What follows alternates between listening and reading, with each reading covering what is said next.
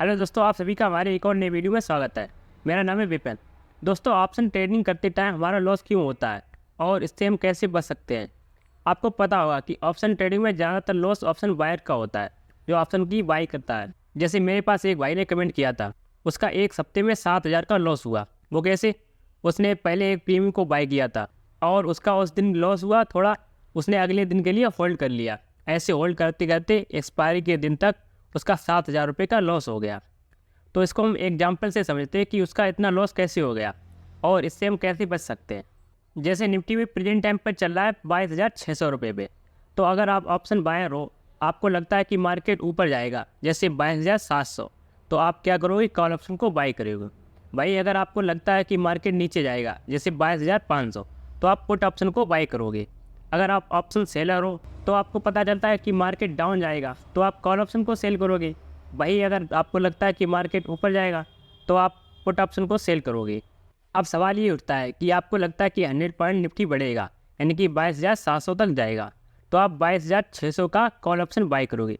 जैसे मान लेते हैं इसका प्रेजेंट टाइम पे प्राइस 100 रुपये है और पूरे दिन मार्केट साइड में चलती रहे और 22,600 पर ही क्लोज हो जाए। और जैसे आज का दिन अगर फ्राइडे हुआ तो आप उसको नेक्स्ट डे के लिए होल्ड कर लो। तो आपने मान लो सैटरडे और संडे के लिए होल्ड किया, तो मंडे को आपने फिर मार्केट ओपन हुआ, उस दिन भी 22,600 पर ही क्लोज हो जाए, तो आपका ये प्रीमियम था जो 100 रुपये आपने बाई किया था, ये आपका 80 रुपये रह जाएगा। तो आपको पता होगा कि निफ्टी का 50 क्वांटिटी का एक लॉट होता है। तो आपने अगर 5,000 रुपये का बाई किया था तो आपकी अमाउंट अब रह जाएगी 4,000 रुपये। तो जो आपकी 1,000 रुपये का लॉस हुआ, अगर आप इसकी 10 लॉट को बाई करते तो आपका 10,000 रुपये का लॉस होता।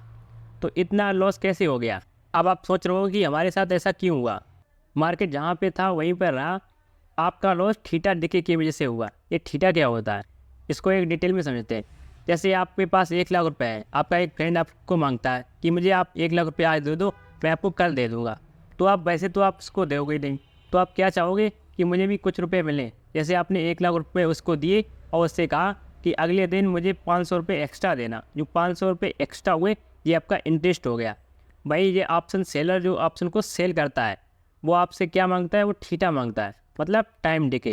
जैसे फ्राइडे को फ्रेश मार्केट होता है, मतलब नए नए प्रीमियम सेल होते हैं, उस दिन थीटा की वैल्यू कम होती है और ये जैसे जैसे एक्सपायरी पास आती जाती है थीटा और ज़्यादा पावरफुल होता जाता है। ये एक्सपायरी क्या होता है? जैसे आप ट्रेड करते हो इंडेक्स फंड में, जैसे निफ्टी हो गया, बैंक निफ्टी हो गया, इनकी एक्सपायरी हर वीक में थर्सडे को होती है। भाई अगर आप स्टॉक में ट्रेड कर तो स्टॉक की एक्सपायरी मंथली होती है, वो मंथ के लास्ट थर्सडे को होती है। जैसे अगर आप फ्राइडे को देखोगे किसी ऑप्शन का प्रीमियम अगर 120 रुपये है तो वो एक दिन में ज़्यादा से ज़्यादा 110 रुपये घट सकता है। भाई अगर आप मंडे को देखोगे तो ये 110 से घटकर 90 रुपये तक हो सकता है। भाई थर्सडे आते आते ये प्रीमियम 50 रुपये रह सकता है। आपको पता होगा कि जितने भी out of the money price होते हैं वो प्रीमियम जीरो हो जाते हैं। अब इस थीटा डिके से हम कैसे बच सकते हैं?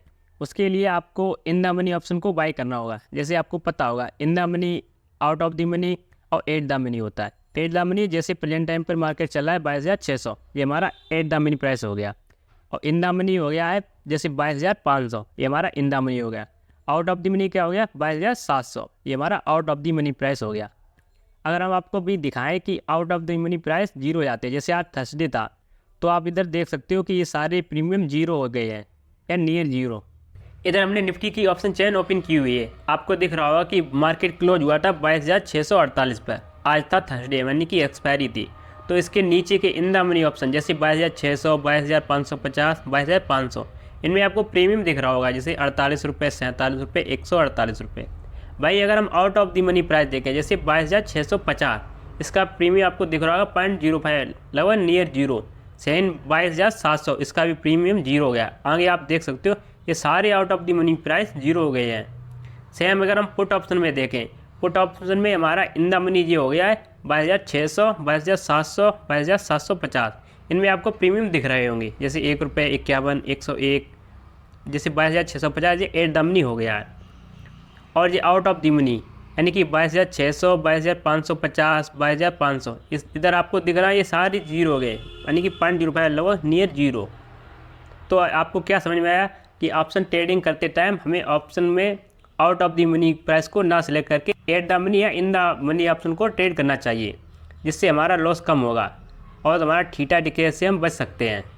और सेकेंड जी, जब आप ऑप्शन ट्रेडिंग कर रहे हो तो आप कैरी फॉरवर्ड ना करें, जैसे नेक्स्ट डे के लिए होल्ड ना करें।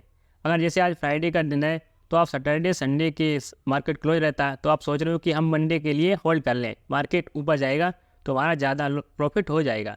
लेकिन कभी कभी ये हमारे खिलाफ भी काम करता है, हमारा ज़्यादा भी लॉस हो सकता है। अगर आपको हमारा वीडियो अच्छा लगा तो हमारे चैनल को सब्सक्राइब और वीडियो को लाइक करें। मिलते हैं फिर नेक्स्ट वीडियो। Thank you.